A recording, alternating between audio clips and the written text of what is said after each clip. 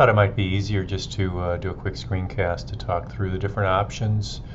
Just as a reminder, we have created a parent site, that's this team site, and then 3 sub-sites so far: faculty, pastoral staff, coordinating council. But just as an example, we did that, and we can change those, of course. But permissioning works on different levels. So we have permissioning at the site level, which these are all sites. We have permissioning at the document library level, which is at this level, and we can have permissioning, well, we have permissioning on 4 levels.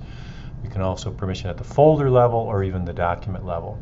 So if I wanted to change the permissioning for, let's say, the faculty sub-site, let's go there. So now we're in the faculty sub-site, and it has a document library. We just go up to the share button, and we can see all the people that this is shared with. So I've added Deb here, and me and you are listed. I always would recommend going to the advanced area, and we can tell right here that we've already created unique permissions. I'm going to go ahead and delete unique permissions, because normally it would inherit the permissions from the parent site. So now this is how it would normally be. So we would have the membership groups from the parent site, but that's normally not what we want. So we will go back to not inheriting from the parent site. And these are the groups that we had before. We'll just continue to use those, the faculty groups. You would ask how to get at those. So let me show you how to do that.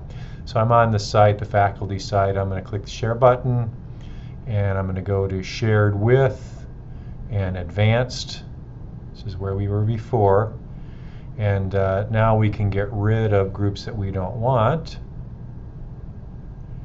And this one you can usually delete. That's just a system group. So I'm going to click all those check boxes and remove user permissions. And that's what we're left with. So let me go back to the home page, and let's go ahead and create. So now those faculty groups, the owners group, the member group, and the visitor group all have access to this site. Remember, this is a website. It's a sub-site here, but it's nonetheless a standalone site. If I wanted to create a document library in addition to the one that's here, let's say I wanted to create one for athletics, I think you talked about that. I would go up here, and I can do it from here, or I can go to site contents over here and see what I already have. And the only library that I really have that I have access to is the documents one. Don't mess around with site pages or site assets. Those are kind of built in and are used for specific purposes. So I'm going to add an app, and we're just going to add one for a document library. We can add all these other ones in here, but we'll just do the library, which is usually what you'll do. And I'm just going to call it athletics, and I'll click create.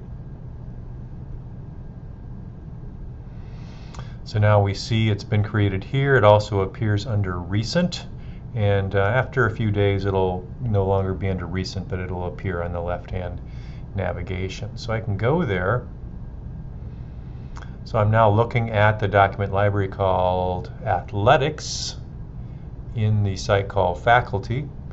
And to change its permissions, again, I'm going to go up here to the gear icon and go to the library settings. And now I have an option here for permissions. So I'll go in there. And as it's supposed to, it inherits permissions from its parent, which is the faculty. So you see all the same groups here. And we can't click these boxes because it's inheriting. We can stop that from happening and make up our own just by clicking that button to stop inheriting permissions. And now these are clickable. So let's say I don't want all faculty members and all faculty visitors, and I don't think there's anybody in that group, to see the athletics folder. So I'm going to remove user permissions. So now only the faculty owners can get at the athletics folder, and now I can grant individual permissions, either to a group or to individuals.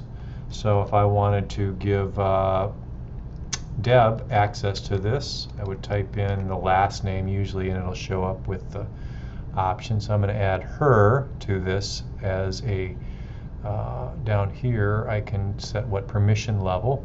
So as an editor, you can go all the way from view only to full control. It defaults to edit, which means they can add, edit, delete files, etc. And I'm going to not send an email invitation to her. I'll click share, and now she's going to be added right along with this group of faculty owners. So I'll have to refresh the screen for this to show up. So now there she is, and then if I click into faculty owners, then I'll see the two of us.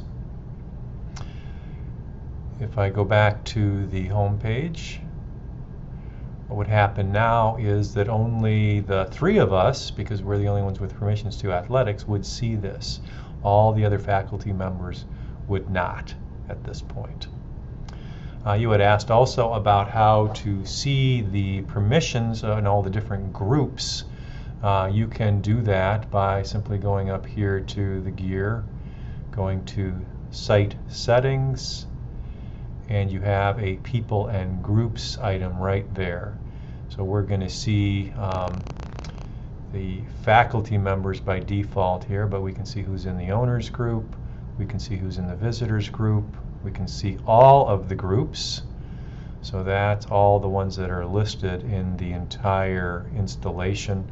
So team site listed, pastoral staff, faculty, coordinating councils. Most of these have nobody in them at this point. So you could dig into any of these. If I wanted to see who was in the faculty members group, I would click on that and I see the two of you. So you can create new groups here. You can add users to this group.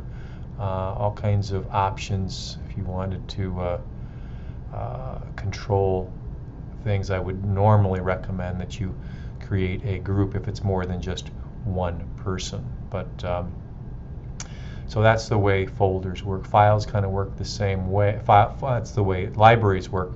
Files work the same way as well as folders. So if I'm in the athletics folder and I wanted to create a folder, I could simply do that here. And I'll just call this Marv's Stuff.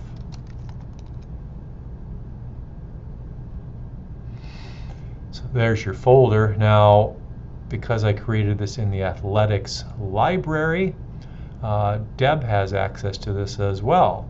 And let's say maybe you didn't want that to happen. So I could permission this folder just for you. So I would click the share here.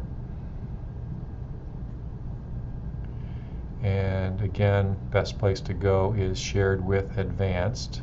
You notice that Deb has access to this folder because of inheritance, so we need to break that inheritance.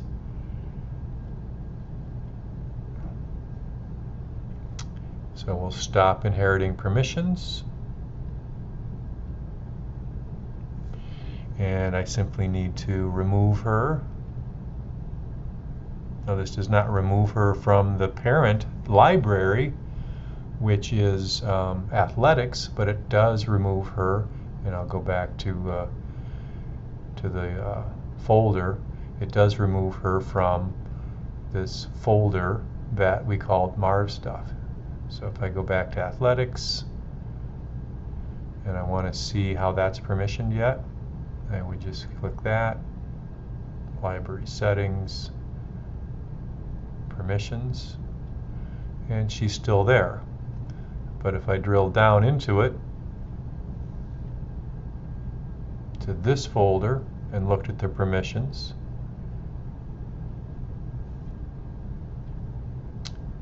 and look at shared with, she's not there.